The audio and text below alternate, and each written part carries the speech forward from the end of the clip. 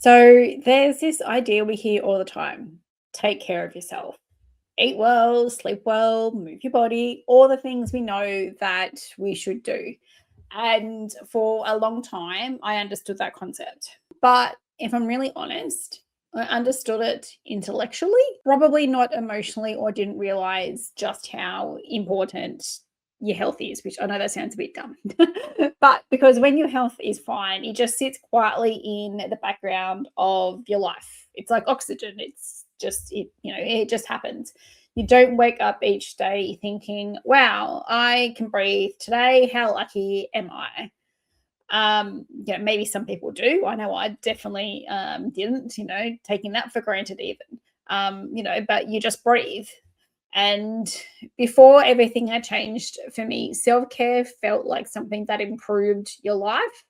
But at the same time, it's like I didn't have time for it and I felt it was selfish. But it can help you reduce stress, it helps you feel better, it can make you more productive. And all of that is certainly true. Things like moving your body, eating well, getting enough sleep, spending time with people that you love, taking moments down to slow your mind, they can all help regulate your nervous system, and they can also build resilience. And they can also make life feel a little bit more manageable. But here's what I fully didn't grasp back then: that self care wasn't just about optimizing life, it was about protecting something far more fragile than we realize. Because once your health is compromised, everything can change.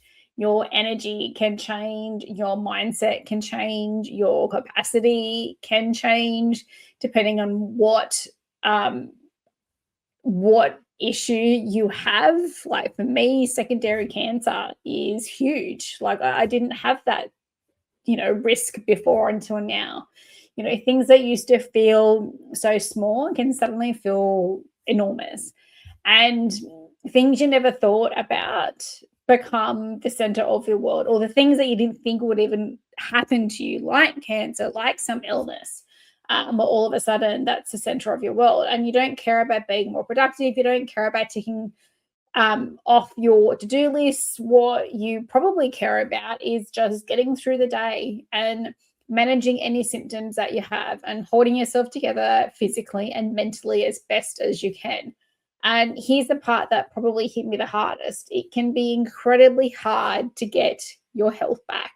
It's not always a quick fix. It's not always linear. There are so many subjective opinions out there. Who do you listen to? And sometimes you don't get back to the version of you that existed before. Maybe that's okay too. Maybe you don't need to get back to that person. You have to meet a new version of yourself. And we take our health for granted in the same way we take calm days for granted, before a storm. We assume it's just going to be there until it's not. And then suddenly everything you thought that mattered has to rearrange itself. And self care isn't just face masks and time off and treating yourself, which totally cool to do those as well. I know I definitely do the face mask thing. I'm getting better with the treats and the time off, but it's also listening when your body whispers so it doesn't have to scream. And that is something I was really bad at doing. My body would be screaming times three, and I still wouldn't listen to it until I was literally knocked on my ass. Saying no before you hit that burnout, or it doesn't even have to be a burnout, just before you hit a wall, resting before you're forced to stop, choosing what actually matters, not just what's urgent. It's less about indulgence and it's more about preservation. And I want to touch on something that does come up a fair bit. And I've mentioned it before, and it's the difference between self-care and selfishness. Because I think, especially now, I see this so clearly. Self care is taking care of yourself so you can show up for your life and the people around you that you might need to care for. It's setting boundaries so you don't break yourself trying to hold everything together. And it's protecting your energy, your health, and your capacity. Selfishness is taking without regard for others. It's ignoring impact. It's putting yourself first at the expense of everybody else, because if I'm not healthy, I can't take care of my kids. And that's easier said than done. I can completely appreciate all of that. But self-care still holds empathy. Selfishness doesn't. And here's the truth: when your health is impacted, you have to prioritize yourself at times. I was literally at the hospital every single day, and sometimes twice a day, and I had to, and that took me time away from my kids, and it was all in the school holidays. And it's not because you don't care about others, but it's because you physically cannot pull from something that is empty. And I've spoken about this before, but balance used to look like doing everything. And now balance looks more like knowing what your limits are, and it's respecting them. And it's not negotiating with them just to keep other people comfortable. So to wrap up, it's probably a bit of doom and gloom. Sorry, it wasn't meant to be.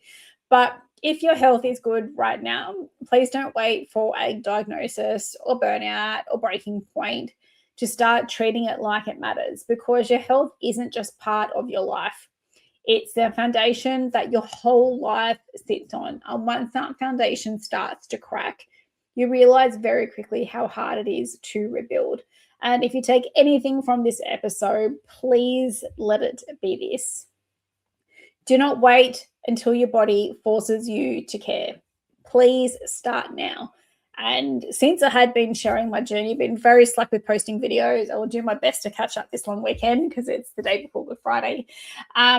But so many people have reached out, men, women. I'm getting my overdue checks, and I've got my check done, and there is something there, but it's nothing to worry about. It's it's non-cancerous or whatever the situation is. So many people have come to me saying that they're getting all their checks done, and things are getting found, and thankfully there's been nothing serious so far, and men are getting their checks as well. And you hear people all the time getting cancer or getting really unwell for something, and sometimes that still isn't a motivator to get something checked. But I know it definitely wasn't for me. I've known people that have gotten cancer before, and I'm like, oh, that's really unlucky. I felt helpless to try and take that away from them. For me, it wasn't enough to go get checked, and the only things I got checked were my eyes, teeth, and my skin, because my grandma died from skin cancer. So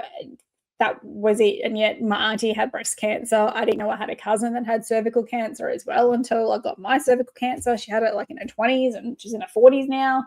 That still wasn't enough for me to get done. So, but very, very happy that there are so many people that have reached out saying they have been getting their checks done. And that's really great to see. So, I can't force people to get checks done, but what I can do is create awareness and share the story that I've had to go through, which I very easily could have avoided having to go through this whole process if I was just up to date with my checks.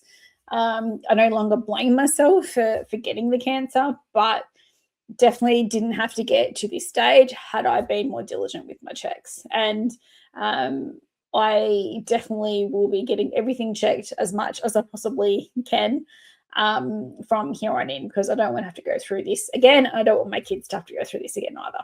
So please share this with your community, because I think it's really important that our health needs to stop taking a back seat, and we need to start making improvements, even if it's small improvements. Small improvements do add up, and they're probably more sustainable making those small improvements and going, gung-ho and then losing momentum. So if you're listening to this, I was going to say happy Easter, but when you listen to this, it's probably past Easter. So I hope you had a good Easter. And I'm just trying to get ahead of some podcasts, that's all. So thanks again for tuning in. Remember to subscribe so you don't miss anything, and please take care of yourself. I'll catch you next time. Bye.